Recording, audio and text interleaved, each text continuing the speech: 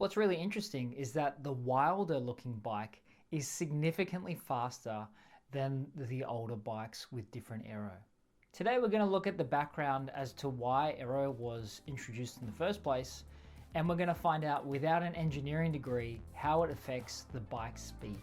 If you look at a 1990s MotoGP bike, it looks smooth, it looks sleek, but if you compare it to today's fighter jets that come out in the 2026 season, it's a stark contrast when you look at the aerodynamic features. I'm Tim from Ride Along Trackside.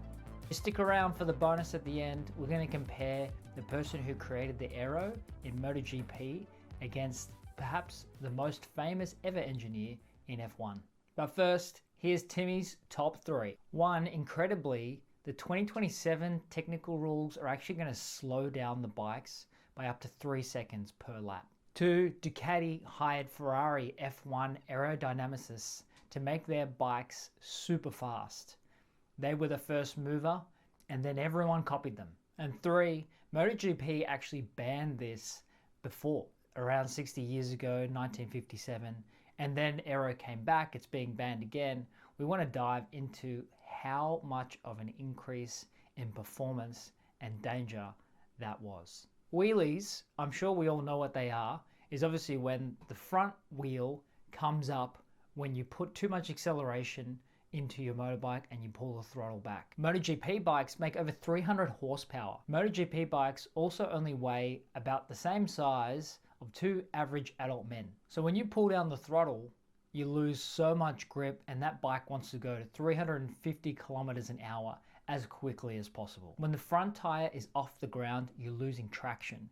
When you're losing traction, you're losing speed, and it could be milliseconds, but if you think about lap times and how close they are, milliseconds matter. There was a time in MotoGP when electronics managed this, and that software in the electronics actually backed off the throttle so that the front wheel would come down or even potentially not come up at all. But in 2016, MotoGP essentially outlawed those electronic wheelie stopping systems. And every team on the grid has a standardized electronic unit. So then wheelies start again, and how are we actually going to stop it? There was actually someone on the grid smart enough to figure this out. Who is Gigi Dall'Igna? He's the general manager at Ducati Course, which is the racing arm of Ducati. The MotoGP paddock call him Gigi Gadget, and when he reads the rulebook, he's looking for loopholes. He arrived at Ducati in 2013, and in 2013 Ducati had a really strong bike, but it wasn't super reliable in terms of winning races.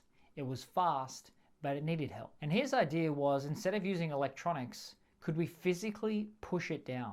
Could we use downforce to push the front wheel down and stop a wheelie? The simplest way to think about how the aerodynamics work is if you think about putting your hand out the window when you're driving. You know, when you're driving along the highway and you put your hand out the window, if you just hold it flat, it'll pretty much stay where it is. If you put it down, it goes down. If you put it up, it goes up. That's actually the same way that airplanes work. Aerodynamicists are trying to make sure that the wing creates lift so that an airplane goes up, and when you need to go down, they want the opposite to happen so the airplane can go down, back to the ground. What's really interesting is that aero forces increase with speed. And by increase, it increases by a significant factor, 4 times. For example, if you double your speed, you will 4 times the amount of aerodynamic forces. For example, if you're going 100 kilometers an hour and your downforce number is 1, if you go 200 kilometers an hour, your downforce number would be 4. So you can imagine if you're on a MotoGP bike and you're going 300 kilometers an hour, how much extra force might be generated by even such a small wing. And in 2015, Gigi put on his first aerodynamic bolt-on wing to the Ducati. It was a small carbon fiber winglet, and nobody had ever seen anything like that before on a MotoGP bike.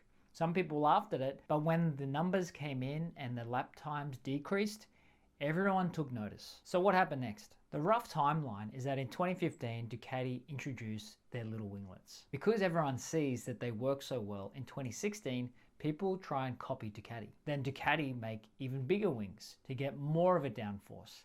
As we said earlier, just those little improvements can make massive increases to the amount of downforce that you receive. But coming into the end of 2016, the FIM banned those bolt-on winglets. If you think about it, the bolt-on winglet of carbon fiber is something that could have fallen off, and it would be a projectile hurled at every other racer. So in 2017, the rules are stated that everything must be integrated into the body. The aero becomes part of the fairings that cover the engine. This seems untouched for a couple of years until 2019, Ducati introduced the spoon. They called the spoon a tire cooler. It sat above the swing arm on the rear tire. But not only did it cool the tires, it also provided extra downforce. So everyone copied it. Now in 2021 and onwards, ground effect appears in MotoGP bikes. This is something that's been in F1 for a while. It's also something that F1 banned in 1983. And now these days, we have full-blown aerodynamicists working on MotoGP bikes the same way as what happens in F1. Who's winning the aerodynamics race?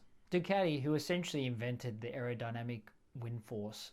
They're the runaway leader by far. After hiring aerodynamicists from Ferrari, they've been able to improve year on year. But F1 thinking doesn't translate immediately from car to bike. A car has 4 wheels that are always in touch with the ground. A motorbike has only 2 wheels. There's a lot of horsepower, and there's 2 only very small patches that reach the ground. Cars also essentially stay horizontal to the ground, whereas motorbikes lean from side to side. Ducati did a great job of this. In 2024, they won 19 of 20 races. What did the rest of the field do? The rest of the field copied. Aprilia is the next closest innovator to Ducati. They've also hired people from F1 to help them build, and they've brought their own style to the aerodynamics on their bikes. KTM are also doing really well, but they've openly said that they don't like aerodynamics on bikes. They find that it increases dirty air. KTM partnered with Red Bull. They already have an association, and they've been using F1 aerodynamicists to help them with their bike. Honda have been building steadily. They were so dominant with Marc Marquez in the 2010s, but once he got injured and wasn't there, it showed. And then there's Yamaha, who don't have any direct links to F1 and have been really struggling. But let's note again, in 2027, there's going to be changes that will help Honda and Yamaha. Let's talk about dirty air. Every little piece of aerodynamic or aero that's on a bike makes the bike faster in isolation. But what it does when it moves air through, it actually churns up that air that goes through that aero piece. The reason it's called dirty air is because it's turbulent and it's messy, and if you're following that bike and you get caught in that dirty air, it will affect the mechanics of your bike. Because it's not flowing the way that you would normally expect, and it's not coming directly onto your, say, front wheel, you'll get excess heating. Excess heating ends up meaning lower grip. And if you lose grip and you're following another MotoGP bike, you could crash. What this means for the sport is that people can't draft behind each other, which means there might be less overtaking, which might mean that the sport becomes less exciting. And this is what KTM have been really concerned about and have really been vocal about expressing that concern. What's happening in 2027?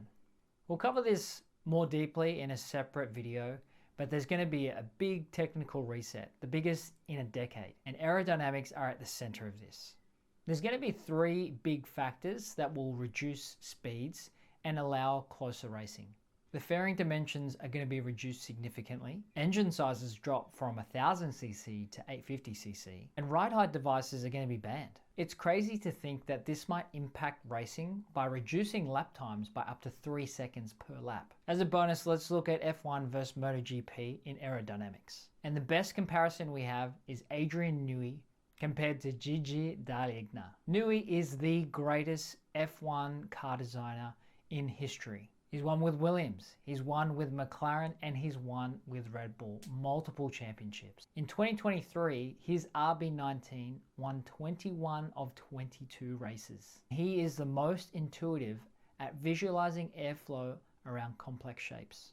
But Gigi's not just a designer, he runs the whole technical organization. And his entire MotoGP career has only been with one team. Being not just strategic, he was creative in finding the last frontier for speed in MotoGP aerodynamics. And as we know, Ducati have been so successful under him. For both men, regulations were written around their innovations, and both men were able to use the rulebook to their advantage. They found the loopholes that mattered in order to help them get the most performance, and in doing so, changed their respective sports. What do you think about the 2027 regulation change? Should aero stay? Let me know in the comments.